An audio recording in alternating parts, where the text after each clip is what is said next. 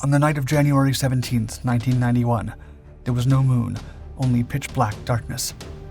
8 Apache helicopters and 2 Pave Low IIIs from Task Force Normandy were on their way to destroy Iraqi radar sites near the border, flying 50 feet above the ground to avoid detection. The odds were high.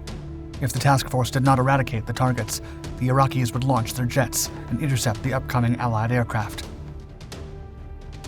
Footage taken directly from the Apaches shows the rotorcraft approaching their objectives with night vision goggles, and the exact moment they saw the radar sites over the horizon. A pilot then broke radio silence, saying, quote, "Party in 10." Seconds later, the helicopters launched their missiles.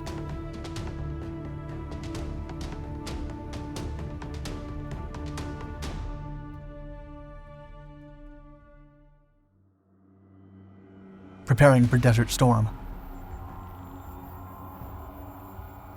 On August 2, 1990, Iraq invaded Kuwait with 4 elite Republican Guard divisions and some special operations commandos.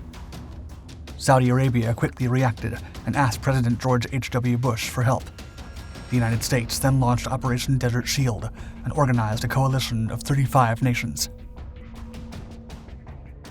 Soon, General Schwarzkopf and his commandos began studying Iraq's early warning and ground control intercept sites close to the border with Kuwait. The objective was to create a corridor from which Allied aircraft could penetrate enemy territory without being detected. The top officials envisioned 3 options for removing Iraq's Soviet-supplied ground control intercept sites. One plan involved using special operations forces to insert and remove the radar sites with missiles. The second one called for special operators to approach the radar sites and use handheld laser designators to mark the spots, followed by an attack from Apache helicopters. And the final option was to use conventional fighter jets to destroy the intended targets. The strategic planners from the United States Central Command, or CENTCOM, knew that jet aircraft or cruise missiles would get the job done, but they also wanted to ensure the objectives were entirely destroyed. There needed to be proof of the damage to the targets, preferably from actual witnesses. However, the options involving special forces were deemed too risky, as they could be detected before the Allied aircraft arrived. Consequently, CENTCOM came up with a hybrid idea, a helicopter task force.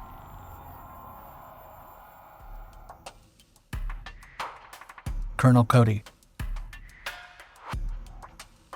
The American planners concluded that helicopter pilots would also be able to accomplish the mission, with their vast and lethal arsenal of missiles, but most importantly, assess the damage they had done. If the objectives were not destroyed during the first attack, the pilots could continue engaging the targets until the task was completed. In September of 1990, CENTCOM approved a helicopter assault package and began looking for a high-quality unit to get the job done. The 1st Battalion, 101st Airborne Regiment, 101st Airborne Division, under the command of Lieutenant Colonel Richard Dick Cody, was a natural choice. From the moment the first American units arrived in Saudi Arabia, Colonel Cody and his men had stood out for being the finest of the 14 Apache units stationed in the Gulf. On the 25th, Cody was summoned by Colonel Jesse Johnson to the U.S. Special Operations Command Central Headquarters in King Fahd Airport, where he provided an outline of CENTCOM's plan, adding that he was handpicked for a classified operation still in the works. 100%. Cody was tasked to lead a strike force comprising 12 helicopters, 9 AH-64 Apaches, 2 Air Force MH-553J enhanced Pave Low IIIs, and 1 UH-60A Black Hawk. They would venture into hostile territory to knock out Iraqi radar and ground control interception sites, as the coalition needed to destroy them before launching a large-scale attack. In addition, Cody and his unit had to open a straight path into Baghdad for the coalition's aircraft. If they failed, air operations would become more complex, and Iraqi fighters would gain intelligence on American and Allied fighters. Once the briefing ended, Colonel Johnson got to the point and asked Cody, quote, "If we can get it conceptually approved, do you think we can do that?" Cody, who knew his Apache pilots very well, laconically replied with a simple yes. According to Richard Mackenzie's article, Apache Attack from October of 1991, Colonel Johnson added, quote, "If we get the go-ahead even to train for this, it'll be based on you saying you can take it out 100%. Like a stoic warrior, Cody replied, quote, "That's not a problem, sir."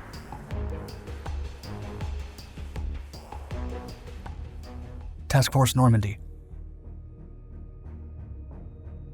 Colonel Cody handpicked 8 of his 24 men, and the pilots began training immediately. However, no one was told the true nature of the secret mission. Task Force Normandy practiced special operations raids in the desert during nighttime, conducted several live fire exercises, and even infiltrated enemy airspace, among other activities. They trained hard, but were not given much information about the targets they would destroy or when the war would begin. The plan called for the Pave Lows from the Air Force to be the eyes of the Apaches, as the available maps were unreliable, and the task force would have to rely on these aircraft's state-of-the-art Global Positioning System, or GPS.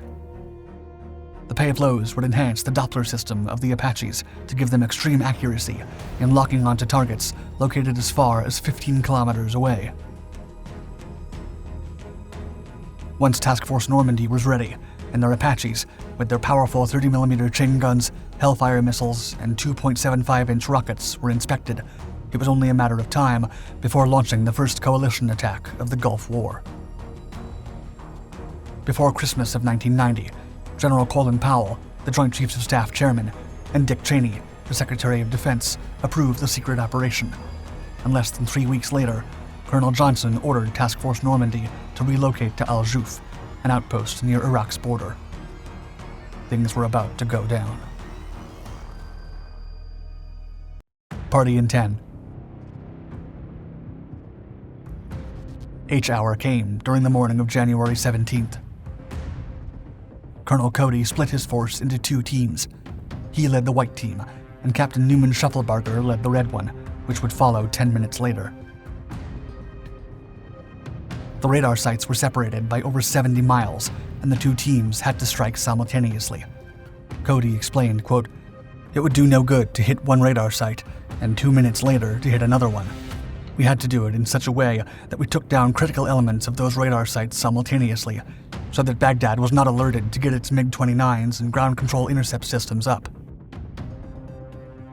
The Pave Lows led the way in the pitch-black darkness, and footage taken directly from the Apaches shows how they made their way into enemy airspace with night vision goggles. Both teams flew at altitudes 50 feet above the ground to avoid being detected. Some 30 miles close to the radar site, the Pave Lows gave their last position update and then turned back. Then, at almost 2:38 a.m., Lieutenant Tom Drew finally gave the order to attack. The first coalition attack. The 8 AH-64 Apaches unleashed all the firepower they were carrying into the enemy installations, with their cameras showing the radar stations on the horizon being torn apart by the Hellfire missile explosions. The rockets from other Apaches are also seen making their way to the clouds of flames and debris. Concrete, metal, glass, and enemy personnel were consumed by the explosions. The helicopters kept flying for over 4 minutes, ensuring every communications facility, generator, and other structures were 100% destroyed. It took 27 missiles, 70 rockets, and over 4,000 rounds of 30mm rounds to achieve total destruction. Task Force Normandy then turned and never looked back. Colonel Cody sent a radio signal indicating the radar sites were destroyed, and a 20-mile-wide strip for coalition aircraft to venture into Iraqi territory was now open. About 5 minutes into the flight back, Cody and his men saw jets flying over their heads. They were F-117As on their way to drop the first bomb of the war.